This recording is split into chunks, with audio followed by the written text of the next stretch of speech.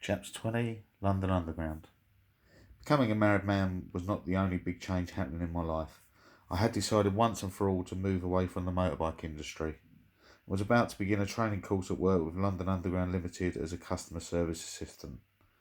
The first thing I learned was that they love to speak in acronyms, so I was going to work for LUL as a CSA. The training took place at a place called Ashford House in West Kensington. I wasn't really worried about my memory and had flashbacks to the mess that I made of a bus driver several years earlier. I did not want to fall back into my old habit of panic attacks and paralysing fear.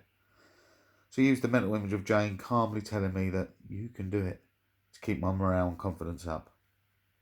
I surprised myself by getting on really well with both the trainers and the training. I was even more surprised to find myself considered to be one of the best trainees in the group. That was a real change from how I was on the buses. The training progressed. I learned and sailed through the mock test, even all the safety critical questions. Then came the day of the actual exam. I knew I should be able to do this. As I sat for the exam, the answers came to me easily. And then I got to one of the safety critical questions. My mind went instantly to one of the choices, the wrong choice. I didn't realise.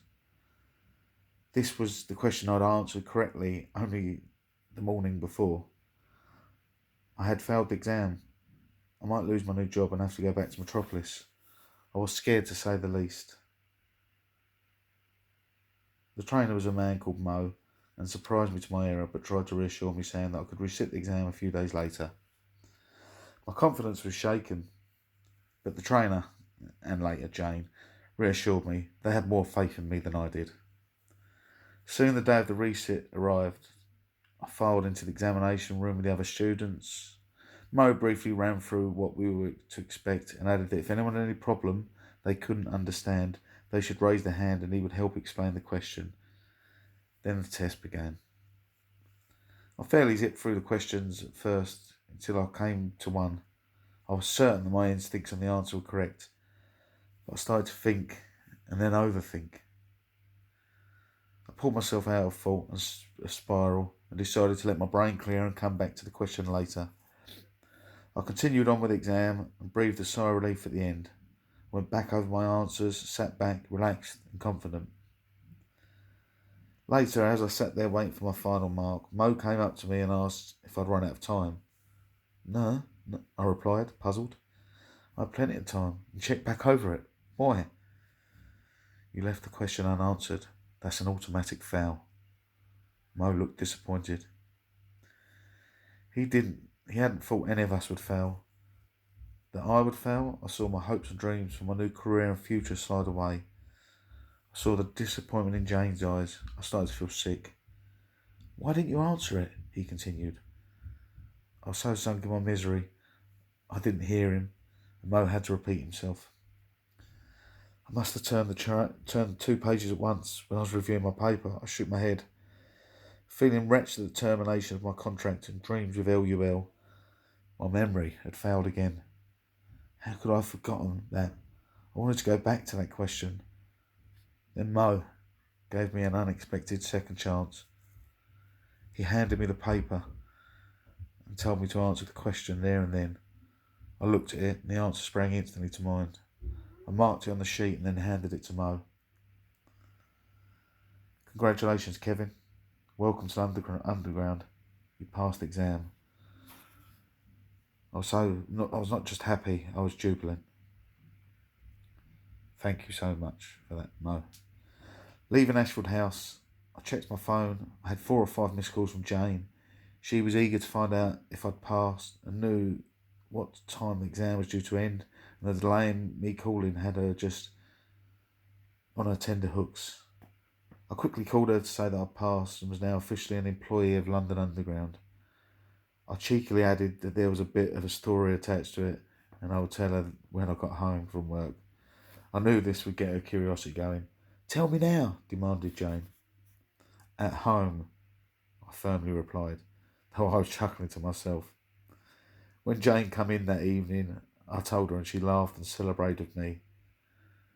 I was finally in a career away from motorcycles and it was a career I could progress in. It felt like I was a proper family man and I had Jane to thank for it all. I didn't really want to work at my local tube station, Dagenham Heathway. That was nice enough, but I wanted to be busy and at the centre of things. I was really pleased to be assigned to the Charing Cross group of stations in the heart of London. It was a small but busy group of stations that included Charing Cross, Lambeth North, Elephant and Castle. Officially, I was a Charing Cross reserve. This meant that the time was split between all the stations, although most frequently I was at either Charing Cross or Elephant and Castle. My first week on the job was spent at Elephant and Castle, and the staff were very nice and welcoming to a newbie like me. In one of those weird coincidences, I found out that Nan had worked on the tube at Elephant and Castle during World War II. One evening, over a plate of pie and mash, she told me about her time there, polishing all the ticket office counters, keeping the ticket all spotless, air raids, the threat of invasions. There's no excuse for a messy ticket hall. The shift work was something that I had to get used to. Dead early shifts began at 5 in the morning. This meant I had to get up about 3:30 in the morning. Previously, the only time I'd seen 3:30 in the morning was either at the end of a really good night. The other shifts varied throughout the roster, the late shift beginning at 5 in the afternoon. I really had to plan my family and social life well in advance. The other LUL staff come from different walks of life, and many were people that I would never have met in my old career with motorbikes. There were staff from all over the world, heavy metal fans, calypso lovers. Well, just about the weirdest range of people working in one place that I've ever seen. But everyone was really nice and friendly, and that was the most important thing. I became really good friends with a few of the staff, especially a woman called Violet at Elephant and Castle. I valued her opinion on a lot of things. She took me under a wing and really looked after me in those early days. I ended up calling her Mummy Violet because of her mothering nature. I'd only told a few people about my accident and the media interest. I didn't want to seem as bragging about it. Although most of my stories did end, thankfully, I could blame it on memory loss. One of two people that I told even suggested that my story would be a great movie and asked who would play me. A year passed by very quickly. My life was going well. I was with a fantastic woman who I loved. I had a good job. I was coping well with my things. My depression would never completely vanish, but it was held at bay. I had several coping mechanisms in case it did try to rear its ugly head again. A lot of my memory was still patchy, but I was more concerned with the present than the past. Jane and I had decided to extend our little family and have children. One day at work, I got a message to call Jane urgently. She had good news that couldn't wait. I wondered if she was pregnant. I raced upstairs so that I could get a mobile phone signal and call her back. I stood in Trafalgar Square, my heart pounding. Surely only pregnancy was the only reason for a message like that. No. It was only another publication interested in our story. Oh well, we'd already been mentioned in The Sun, The Metro. The magazine in question was Woman magazine. It'd been around for decades and one of the UK's best-selling magazines aimed at women.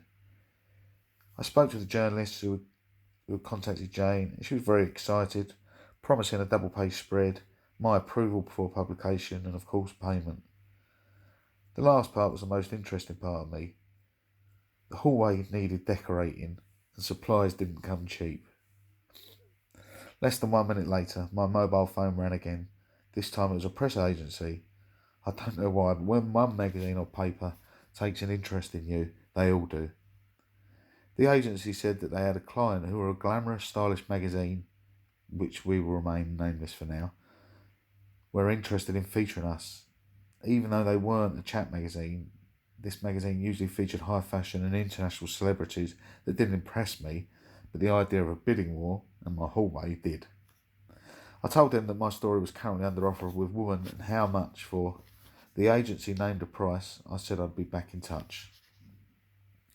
Jane and I were both highly excited. This could be brilliant, but we had to decide not only on the money, but who would do a better story.